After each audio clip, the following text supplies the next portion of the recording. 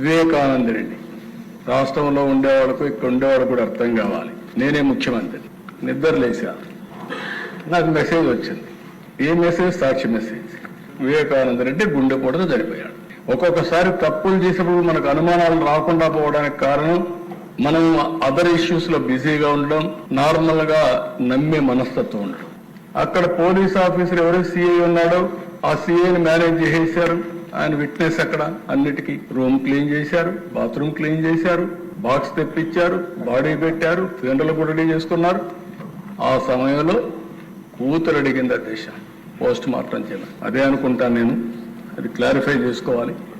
అప్పుడు post mortem పంపిస్తే నెత్తి మీద గొడ్డలి దెబ్బలు మీరు చూస్తే బ్రెయిన్ అంతా కూడా ముక్కలు ముక్కలైపోయింది. నెక్స్ట్ డే సాక్షి పేపర్లో రక్త చరిత్ర. కెన్ యూ ఇమాజిన్ అధ్యక్ష?